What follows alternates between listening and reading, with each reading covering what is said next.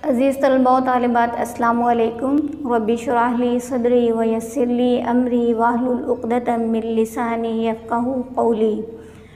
इससे पहले लेक्चर में हमने अल्लाह ताला की निशानियाँ बाब अव्वल के सबक नंबर 1 अल्लाह ताला की निशानियाँ इसकी पढ़ाई की थी। इसके ऊपर थोड़ी सी गुफ्तगू की थी।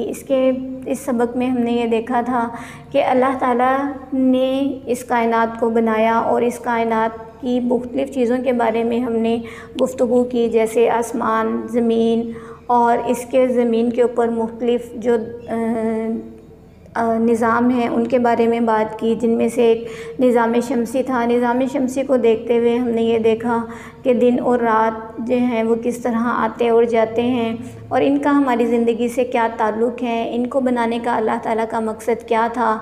और इसी तरीके से ये भी हमने जाना कि हम किस तरीके से वक्त का तआयुन करते हैं, किस तरह अपने महीनों, सालों और घंटों और मिनटों का वक्त जो है वो मुकर्रर करते हैं और किस तरीके से अपनी तारीख़ें जो हैं उनको देखते हैं, किस तरह अपने हिसाब किताब का जो है वो ख़याल करते हैं। अब हम ये इसकी जो मश्क है इसकी तरफ आ जाते हैं। हमारा सवाल नंबर 1 MCQs हैं, यानी दुरुस्त बयान पर टिक लगाने का या गुड लगाने का निशान है। इसमें हमारे पास जो पहला जुमला है वो है, कायनात में पाई जाने वाली हर चीज़ गवाही देती है। इस सबक को पढ़ने के बाद आप बआसानी इसका जवाब दे सकते हैं और यकीनन आप सब ने के जहन में ये जवाब आ गया होगा कि इस कायनात में पाई जाने वाली हर चीज़ वजूद बारी ताला की गवाही देती है। वजूद बारी ताला यानी वजूद कोई ज़ात, बारी पैदा करने वाला, ताला बुलंदो बरतर ज़ात, यानी इस कायनात को पैदा करने वाली बुलंदो बरतर ज़ात मौजूद है। नंबर 2 पर आ जाते हैं। वो निज़ाम जो सूरज और इसके गिर्द घूमने वाले सैयारों पर मुश्तमिल है वो क्या कहलाता है? निज़ाम शमसी। अल्लाह ताला ने हर सियारे की गर्दिश के लिए जो रास्ता मुकर्रर किया है इसे क्या कहते हैं? इसे मदार कहते हैं। दिन और रात के आने जाने का सबब क्या है? इसकी वजह क्या है? जो दिन और रात आते और जाते हैं इनकी वजह क्या है? ज़मीन की हरकत, यानी ज़मीन जब हरकत करते हुए जो हिस्सा उसका सूरज के सामने आता है वहाँ दिन होता है और जो उसके मुखालिफ सिमत में होता है वहाँ पर रात है। तो दिन और रात के आने जाने का सबब जो है वो ज़मीन की हरकत है। अल्लाह ताला ने रात बनाई किसके लिए? मेहनत के लिए, कामकाज के लिए, खेलकूद के लिए या आराम के लिए? यकीनन आप सबका जवाब होगा आराम के लिए। इसके बाद हम आ जाते हैं अपने शॉर्ट क्वेश्चन आंसर की तरफ। मुख्तसर सवालात जो हैं इनको देख लेते हैं। हमारा पहला सवाल है, निशानी किसे कहते हैं? वो चीज़ जिससे हम जिस ज़रिए से हम उस चीज़ को पहचानते हैं उसे निशानी कहते हैं। इसके बाद सवाल नंबर 2 है, कायनात पर गौर व फिक्र के नतीजे में हमारे जहन में इसके बनाने वाले का ख़याल क्यों आता है?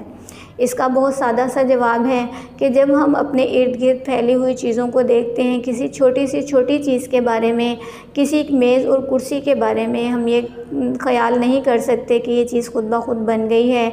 उसको देख के फ़ौरन ये ख़याल आता है कि इसको बनाने वाला बढ़ई है।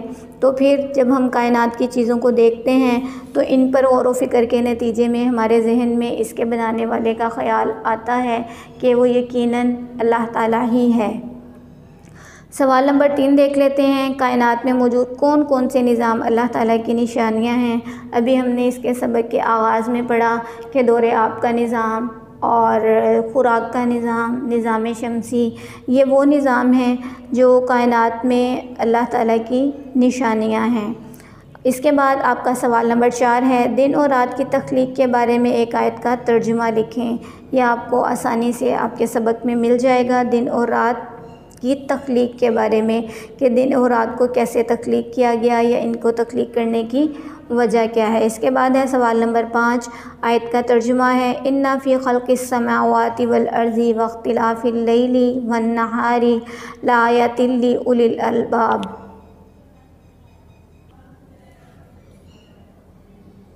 बेशक आसमानों और ज़मीन की तख्लीक और दिन और रात के आने जाने में अक़ल वालों के लिए निशानियाँ हैं।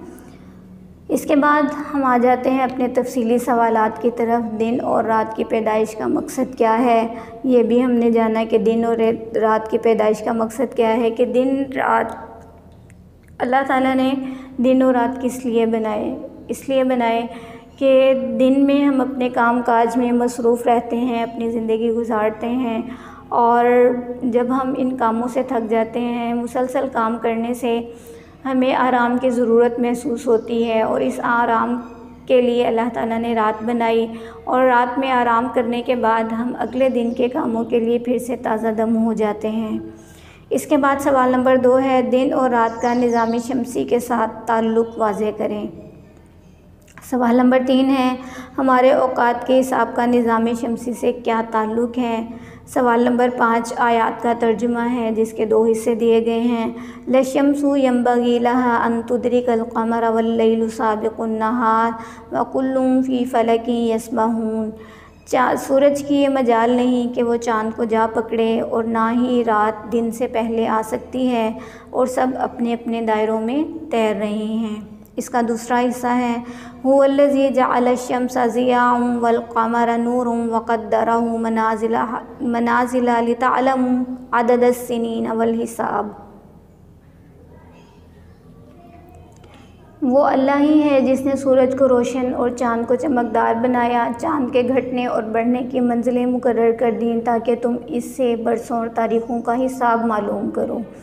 हमारे पास सवाल नंबर 1 था कि दिन और रात की पैदाइश का मकसद क्या है, जिस पर अभी हमने गुफ्तगू की पढ़ाई के दौरान भी, और अभी सवाल पढ़ने के बाद भी मैंने इसका आपको जवाब बता दिया कि अल्लाह ताला ने दिन और रात इसलिए पैदा किए ताकि हमारी रोज़मर्रा की मसरूफ़ियात में तनासुब पैदा हो सके। हमारा जिस्म मुसलसल काम नहीं कर सकता, हम ये बहुत अच्छी तरह जानते हैं, और हमारे जिस्म को आराम की भी ज़रूरत होती है। अल्लाह ताला ने दिन और रात इसलिए बनाए कि हम दिन को काम काज करें और रात को आराम करें। दिन भर काम काज से थक कर रात को आराम करने से हम अगले दिन के कामों के लिए ताज़ा दम हो जाते हैं। कुरान मजीद में अल्लाह ताला ने इस बात को इस तरीके से बयान कर दिया, ये उसे अल्लाह की रहमत है जिसने तुम्हारे लिए रात और दिन बनाए ताकि तुम रात में सुकून हासिल करो और दिन को अपने रब का फ़ज़ल तलाश करो ताकि तुम शुक्रगुज़ार बनो। ये सूरह कसस की आयत नंबर 73 है। आपको साथ साथ ये भी बताती चलूँ कि जब आप किसी भी सवाल का जवाब लिखेंगे और उसमें किसी आयत या हदीस का हवाला हो, तो उस आयत और हदीस के तर्जुमे को और उसकी अरबी को आपने अलग लाइन में लिखना है। अरबी को अलग लाइन में लिखें, और उसके बाद उसके तर्जुमे को उसके बाद नई लाइन से शुरू करें, और उसके नीचे सूरत का नाम और नंबर ज़रूर लिखें। अब हम सवाल नंबर 2 की तरफ आ जाते हैं, जिसमें ये पूछा गया है कि दिन और रात का निज़ाम शमसी से क्या ताल्लुक़ है। ये भी हमने बहुत अच्छी तरह देखा अभी कि दिन और रात का आना जाना ज़मीन की हरकत की वजह से है। ज़मीन सूरज के गिर्द अपने मदार में गर्दिश करने के साथ साथ अपने मरकज़ के गिर्द भी गर्दिश करती है। मरकज़ के गिर्द गर्दिश के दौरान में ज़मीन का जो हिस्सा सूरज के सामने हो वहाँ दिन होता है। ज़मीन का जो हिस्सा सूरज की मुखालिफ सिमत में हो वहाँ अंधेरा छा जाता है, जिसे हम रात कहते हैं। इसके बाद हमारा सवाल नंबर 3 था कि निज़ाम शमसी का हमारे औकात से क्या ताल्लुक़ है। तो इसको भी हम देख लेते हैं कि हम मिनटों, घंटों, महीनों और सालों का तयन ज़मीन, सूरज और चाँद की हरकत से करते हैं। हमारी ज़मीन अपने मरकज़ के गिर्द एक चक्कर 24 घंटों में मुकम्मल करती है, इसे हम एक दिन शुमार करते हैं। इसी तरह ज़मीन अपने मदार में सूरज के गिर्द एक चक्कर 365 दिनों में पूरा करती है, इसे हम शमसी साल कहते हैं। यहाँ पर हमारा ये जो सबक है मुख्तसर सवालात और तफसीली सवालात के साथ मुकम्मल हो गया। आपको डायरी बताती चलूँ, आपका होमवर्क बता दूँ कि आपका होमवर्क ये है कि आपने मुख्तसर सवालात भी और तफसीली सवालात भी कॉपी में करने हैं, इनको याद भी करना है, और इनका आपका इंशाल्लाह टेस्ट भी होगा। जो बच्चे ये काम कर चुके हैं, तफसीली सवालात आप लोग कॉपी में अपने कर चुके हैं, तो आप मुख्तसर सवालात अपनी कॉपी में लिख लीजिए और इस काम को ऑफ़िस में जमा करवा दें। आपके हर वीक के एक सब्जेक्ट के 5 नंबर जो हैं वो रखे गए हैं, जो आपके फ़र्स्ट टर्म के इम्तिहान में शामिल किए जाएंगे। अपने नंबरों को यकीनी बनाने के लिए अपनी कॉपीज़ जो हैं वो वक्त पर ऑफ़िस में पहुंचा दें। वक्त गुजरने के बाद आपका काम चेक नहीं किया जाएगा और आपके मार्क्स जो हैं वो लिस्ट में नहीं लगाए जाएंगे। इसलिए जिस हफ़्ते का काम है उसको उसी हफ़्ते में ऑफ़िस में जमा करवाना ज़रूरी है। जो बच्चे काम कर चुके हैं अपना किया हुआ काम ही ऑफ़िस में भिजवा दें, ताकि आपके नंबर जो हैं वो फ़हरिस्त में आपकी लिस्ट में लगाए जा सकें और आपके फ़र्स्ट टर्म के इम्तिहान में आपकी पोजीशन में किसी किस्म का कोई फ़र्क ना आए। दोबारा आपको याद दिला दूं कि आपका काम वक्त पर ऑफ़िस में जमा करवाना ज़रूरी है। वक्त गुज़रने के बाद आपका काम नहीं लिया जाएगा, नहीं चेक किया जाएगा और उसके मार्क्स भी नहीं लगाए जाएंगे। जो काम आप कर चुके हैं उस काम को करना ज़रूरी नहीं है, उस काम को आप नहीं करेंगे, सिर्फ़ याद करेंगे। जो सवालात आपने कॉपी में नहीं लिखे आप सिर्फ़ उन्हीं सवालात को लिखेंगे। जज़ाकुमुल्लाहु खैरा।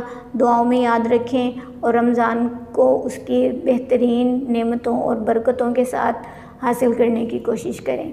शुक्रिया। अस्सलामु अलैकुम।